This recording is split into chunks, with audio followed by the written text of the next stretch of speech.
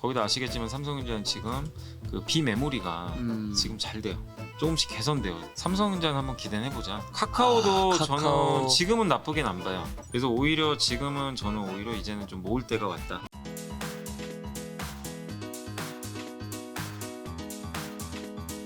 오늘 뭐 이제 또 여러 개 이야기하기 전에 네. 가볍게 미국 증시는 지금 어저께 3% 폭락한 거죠. 2.8%니까 나스닥이 그 정도고, 근데 다우는 1.5% 네. 정도라서, 그러니까 뭐 네. 거의 급락했다고 보는 게 맞는 것 같고요. 예. 왜 그렇게 많이 폭락한 거죠? 그러니까 빠진 이유는 미국의 네. 금리죠, 금리. 국채 금리가 네. 이게 항상 그렇거든요. 좀 천천히 오르면 상관이 없는데 네. 너무 빨리 튀는 거예요. 네. 올해 2월에 기억 안 나세요? 우리나라 시장 3천 깨졌을 때. 네. 그때도 미국의 국채 금리가 1.7까지 갔을 때거든요. 비슷해요. 그때 상황하고 좀 이제 비슷한 흐름이 나오다 보니까 시장 보시는 분들이 이제 놀래버린 거죠. 이것도 시작됐구나. 미국의 나스닥의 애플 뭐 이런 기업들 폭락하기 시작하고, 네. 그러다 보니까 이제 그런 우려감들이 이제 2월에 재판이 나오는 것 같다. 이러면서 이제 시장이 어제 망가진 건데, 네. 다만 그때랑 다른 거는 지금 그때보다는 지금 경기가 확실히 좋아지고 있는 건 맞잖아요. 네. 당시에는 이제 마이너스 성장할 때고, 근데 그런 그 경기에 대한 좀 기대감은 있는데, 문제는 이제 지금 우리나라도 요새 고승범 위원장이 너무 막 대출 규제하라 막 이러다 보니까 내부적으로도 약간 수급 이슈가 좀 꼬인 게 좀 일부 있어요. 네. 그러니까 그런 것들이 겹쳐가지고 국내 시장은 어제도 빠졌잖아요. 그쵸. 어제도. 예. 어제 왜냐 아시아 증시는 안 빠졌거든요. 유독 한국만 빠졌는데, 오늘 우리나라는 이제 어제도 그렇고 그런 이슈에다가 오늘까지 이런 것들이 작용하면서 충격을 좀 많이 받는 것 같아요. 근데 다만 어제 미리 빠졌고, 또 아까 보니까 헝다에서 그 자기 자회사 지분 매각해가지고 네. 1조 원 정도 현금 확보했다는 얘기가 있더라고요. 그럼 이제 단기적으로는 헝다 이슈가 조금 완화될 수 있는 상황이다 보니까 네. 증시가 오늘은 이제 오전 대비해서는 조금 네. 낙폭은 좀 줄였지 않나. 근데 물론 변동성은 계속 커질 수밖에 없는 것 같아요. 당분간. 그럼 지금은 좀 우리가 걱정해야 될 상황인가요? 아니면 그래 이제 물론 많이... 이제 보면 네. 다 많이 좋은 건 하나도 없어요. 사실 찾아보면은 다 걱정만 해야 되는 지금 네. 상황이에요. 근데 사실 뭐 주식시라는 게 뭐 이게 사실 우리 걱정하는 문제가 우리가 사실 모르는 건 아니잖아요. 그쵸. 대부분 다 알려진 악재들이니까 네. 너무 염려할 필요는 없는데, 다만 상승의 시기가 좀 지연된다는 게 그게 좀 아쉬울 뿐이고, 그 다음에 사실 그거보다도 좀 더 걱정됐던 게 그 마이크론이 오늘 새벽에 실적 발표를 했는데 주가가 좀 시간에서 4%나 급락을 해요. 근데 그게 우리나라 반도체한테는 좀 사실 부담이죠. 그러니까 그런 부분들이 네. 약간은 뭐 증시의 상승을 가로막는 네. 좀 부담 요인인데, 다만 이제 긍정적인 거 오늘 보니까 그나마 좀 많이 빠졌던 자동차가 좀 반전을 해주고 있더라고요. 예, 기아도 아까 올라가는 것 같고, 그런 거 보면 일방적으로 이렇게 그냥 모든 섹터가 다 빠진다기보다는 네. 지금 오늘은 반도체 위주로 좀 하방 압력을 받고 있어서 좀 그 부분이 좀 상승을 막는 요인이지만, 다른 업종들이 순환매가 일부는 좀 돌고 있어서 네. 증시가 뭐 3천을 깬다거나 네. 그럴 가능성은 그렇게 높지는 않은 것 같아요. 근데 오늘 이제 중국이 개장을 할 텐데 네. 중국이 좀 변수인 것 같아요. 글로벌 뭐 쇼티지가 지금 난리인데 이게 정말 해결된 문제인지 궁금하다, 이렇게 좀 적어주셨고, 네. 글로벌 쇼티지가 지금 벌써 6개월 이상 지속되는 것 같아요. 그 다음에 중국은 전기도 지금 막 전력 공급도 안 되고 가스 가격도 상승하고, 그러니까 모든 게 지금 부족한 상황인데 이게 겹친 거죠. 근데 어쨌든 최근에 뭐 여러 전문가들 얘기도 다 다르긴 하지만, 저는 개인적으로는 그래도 좀 진정되지 않을까. 특히 이제 중국이 지금 석탄이 없다고 그러잖아요. 네. 석탄 없으면 공장 가동이 잘 안 돼요. 중국은 발전소 대부분이 그 화력 발전을 많이 하는데 그 60% 정도 되나 봐요. 근데 그 대부분 화력 발전이라는 게 석탄 쓰거든요. 예. 그러니까 석탄 없으니까 화력 발전 안 들어가면은 전력 공급 끊기고, 이 우려를 하고 있어요. 거기다가 내년에 그 동계 올림픽. 그러니까 요새 우리나라 날씨 보면 너무 좋지 않으세요? 날씨 너무 깨끗하죠. 좋죠. 예, 깨끗하죠. 하늘이 너무 예, 깨끗해. 그게 이제 중국이 좀 사실 공장 가동 줄여서 그런 것도 있는데, 그런 것들까지 이제 가미되다 보니까 막 이제 석탄은 공급도 부족하고, 이런 상태에서 막 그 발전 연료로 따 사실 LNG도 많이 쓰이거든요. 그런 것까지 이제 겹쳐가지고 지금 난리가 난 것 같은데, 결국 이게 저는 해결된다고는 봐요. 지금 호주하고 중국이 사이가 안 좋은데, 이 안 좋은, 지금 호주에서 석탄을 수입을 안 해요. 중국이 0입니다. 0. 네. 완전 사이가 안 좋아져가지고, 왜냐면 호주가 미국에 붙어버렸잖아요. 사실 어떻게 보면 쿼드라 그래가지고 그래서 이제 중국 의도적으로 수입 줄였는데 중국 수입량의 25%가 호주 거래요. 네. 근데 다행히 그거를 최근에 데이터를 보니까 인도네시아나 러시아에서 메꾸고 있나 봐요. 이런 부분들은 또 긍정적이니까 네. 석탄 공급은 뭐 시간이 지나면 저는 조금 일부 정상화 될 수 있다고 좀 보고 있습니다. 그래서 이게 뭐 물론 10월까지는 이어질 수 있어요. 네. 그래서 지금 그런 것들 반영해서 시장이 좀 어렵긴 하지만 어찌됐건 저는 좀 4분기를 기점으로 해선 네. 좀 누그러질 수 있다. 그러니까 약간 중국 정부가 의도한 부분도 일부 있기 때문에 네. 예, 오래 가지는 않을 것 같다.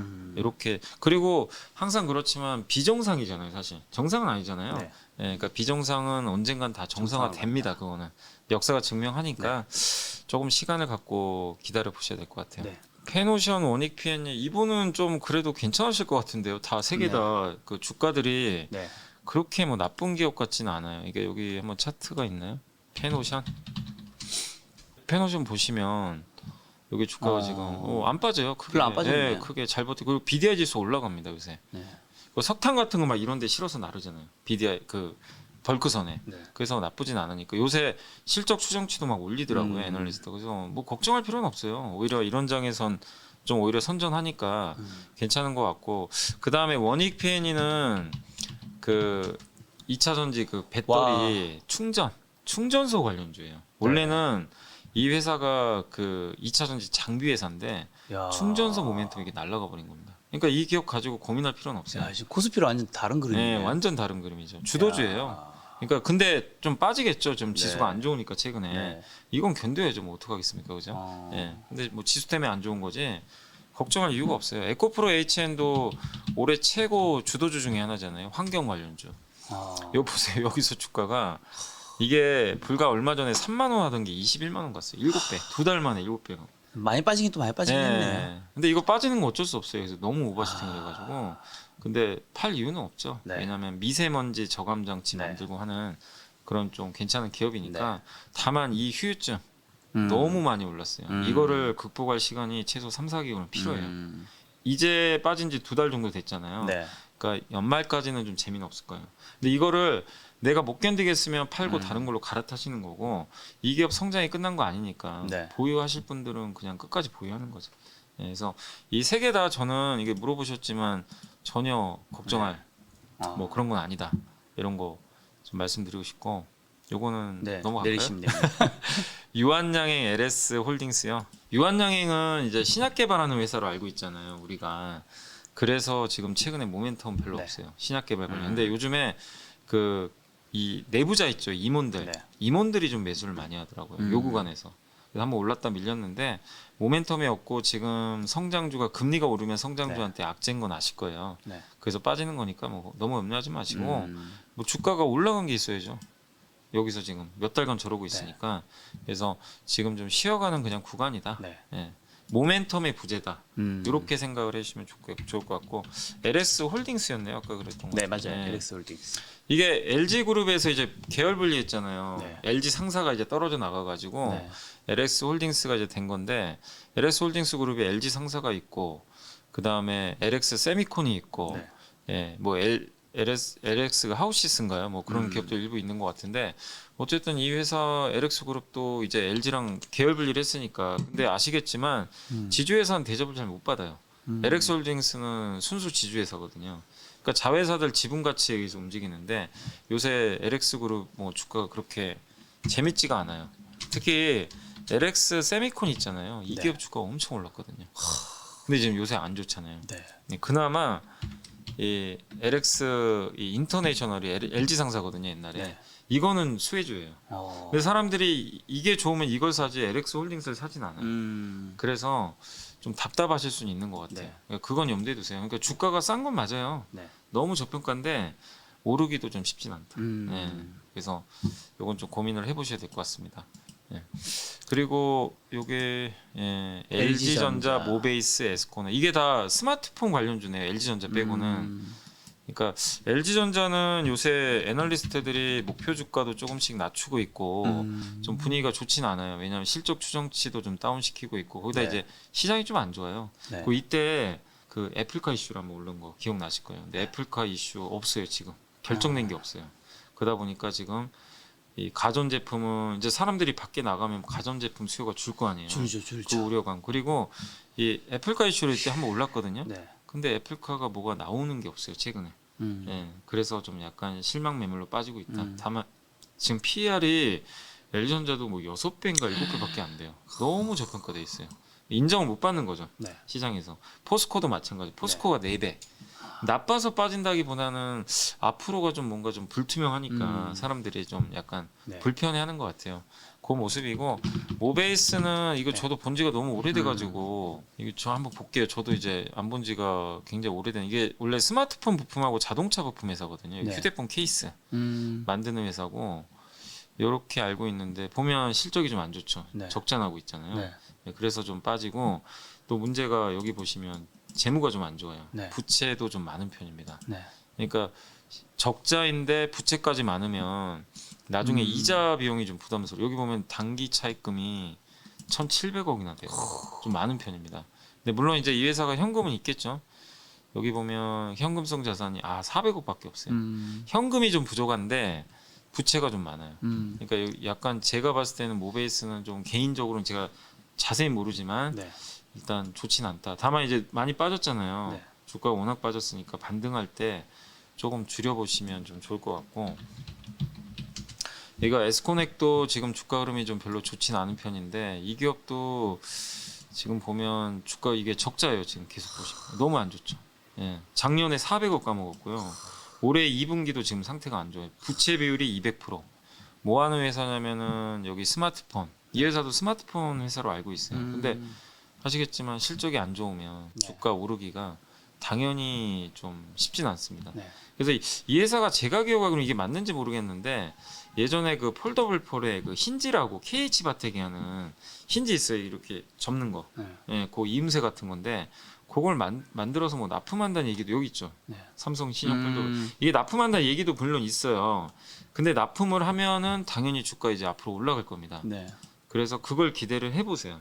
그래서 파실 필요는 없는데 그게 이번에 만약에 공급이 또 안 되고 막 그러면 계속 실적 안 좋아질 수 있잖아요. 그래서 그거 확인해 보시고 근데 폴더블 폰 힌지가 아무래도 좀 네. 다변화될 수 있다고는 하니까 그건 한번 좀 체크를 네. 해보시면 좀 좋을 것 같습니다. 지금 삼성전자 얘기 나와서 그런데 네. 저희 아무래도 많은 사람들이 가지고 있는 종목은 한번 언급하면 좋을 것 같은데 예. 시가총액. 예.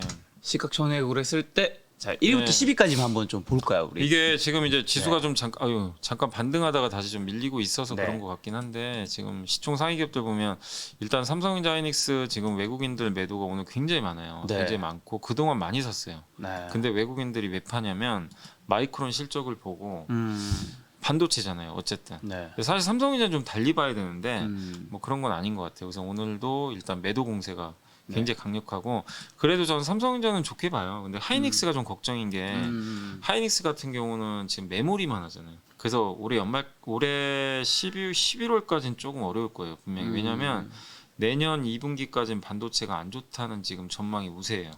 그럼 내년 3분기부터 이번 마이크론 실적에서도 그런 얘기가 나왔어요.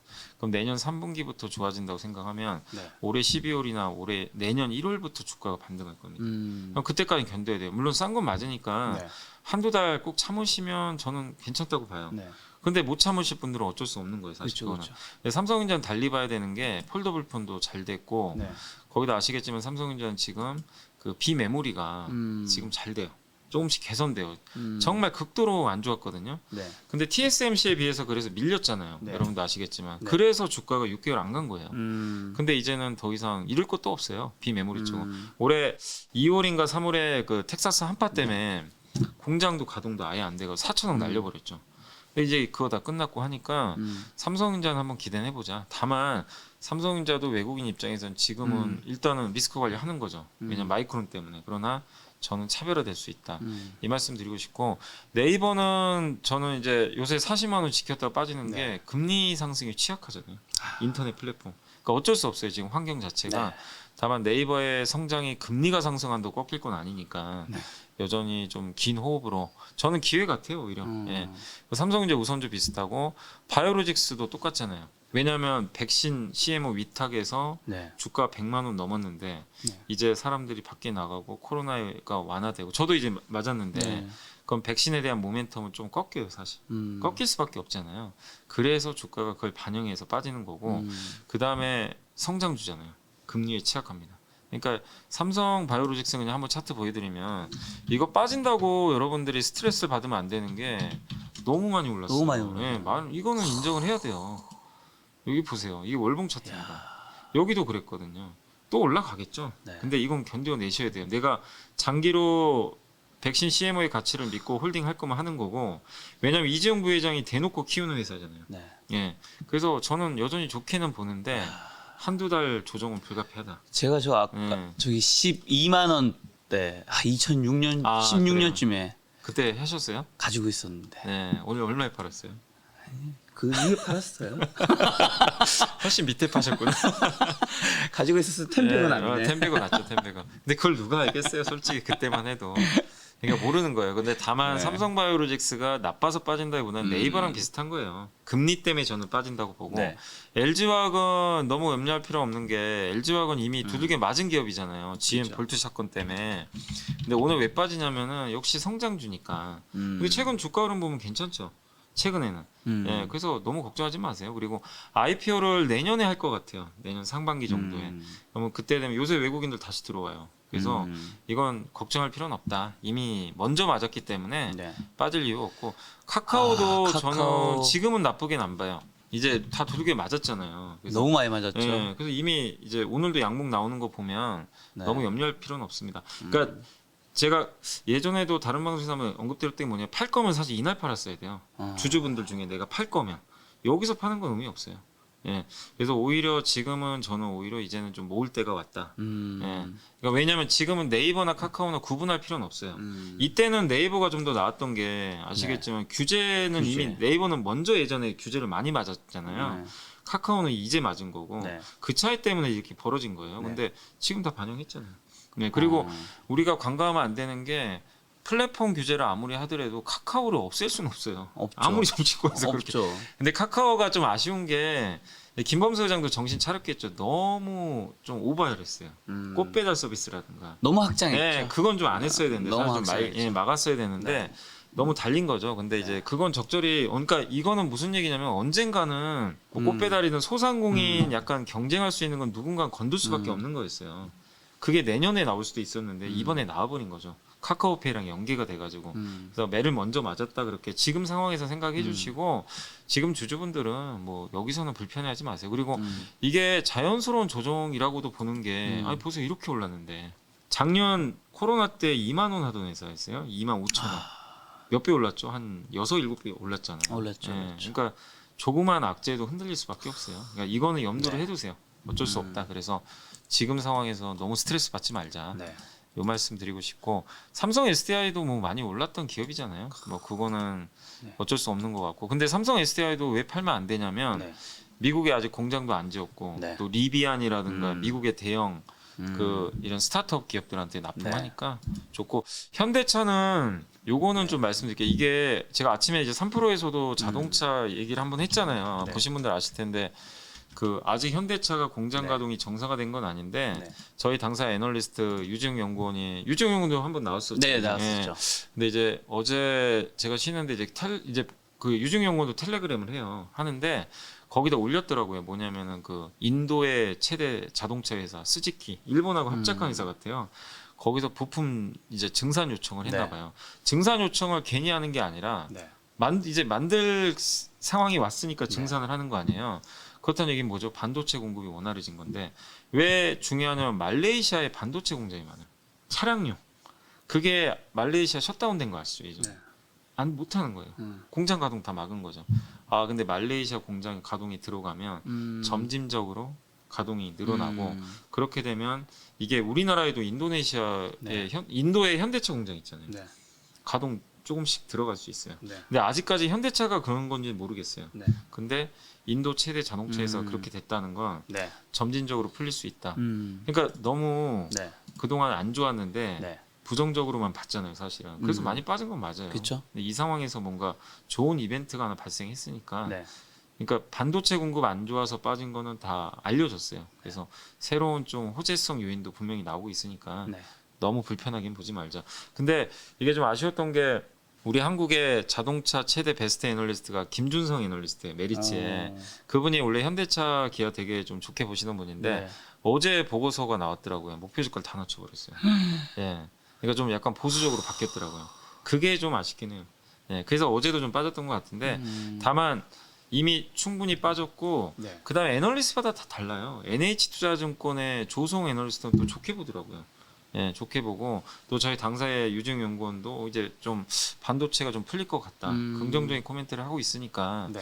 일단 여러분이 판단은 하세요. 이건 뭐 누구 말이 맞는지 모르지만 그렇죠. 저는 개인적으로 좀 어쨌든 그런 시그널이 좀 나오고 있어서 여기서는 나쁘게 볼 건 아니다. 네. 그 PER이 지금 8배밖에 안 되잖아요. 음. 싼 건 맞으니까. 네. 자, 그리고 마지막으로 셀트리온. 참 셀트리온 주주분들도 너무 힘드실 것 같은데 아 이건 근데 여기서는 바닥이에요. 한번 여기 셀트리온 한번 봐보세요. 주가가 바닥입니다. 많이 빠졌네. 나쁠 건 없는데 네. 오르질 못해요. 마치 그 삼성전자처럼 이제 늪에 좀 빠진 약간 그런 느낌이 네. 죠. 가지는 못하고 그렇다고 밑으로는 안 빠지고. 근데 합병 이슈가 있으니까 네. 뭐 합병을 하게 되면 한번 주가는 올라갈 것 같은데 근데 셀트리온이 올라가는 건요. 네. 두 가지예요. 그 실적 보여주면 돼요. 첫 번째 실적. 예, 실적이 만약에 이제 뭐 3분기 실적이나 4분기가 기대보다 잘 나오면 됩니다. 근데 미국에서 데이터 나오는 것도 보면 나쁘진 않아요. 괜찮은 것 같아요. 여전히 제품 잘 팔리고 하니까 그러니까 바이오 시밀러 쪽에서 시장 기대보다 잘 나오는 거 한번 보여주는 거. 그다음 두 번째가 레키노라주. 그 치료제 있잖아요. 치료제가 일단 우리나라에서는 일단 완전히 승인 받았어요. 인정받았습니다. 근데 우리나라에서 승인했는데 유럽이 승인 안 할 리는 저는 없다고 보거든요. 근데 유럽하고 미국에서 승인이 빨리 나와야 되는데 아직 안 나온 것 같아요. 승인 떨어지면 당연히 매출액이 증가하겠죠. 그래서 그걸 좀 기대를 해보시면 좋겠고 어쨌든 셀트리온 이번에 또 보니까 진단키트도 수출한 거 같더라고요. 얼마 전에. 그래서 한번 올라갔는데 네. 이게 바이오 시밀러만 하는 회사가 아니라 이제는 뭐 키트도 있지만 신약 개발도 한 거잖아요. 치료제까지. 네. 그래서 그걸 종합해 보면 부정적으로 지금 볼 자리는 아니다. 아유. 다만 오를 수 있는 확인할 수 있는 뭔가가 지금 아직 안 보이다 보니까 못 올라가고 네, 있다. 그냥 주가가 좀 옆으로 가고 있다. 그렇게 보시는 게 맞는 것 같아요 지금. 네.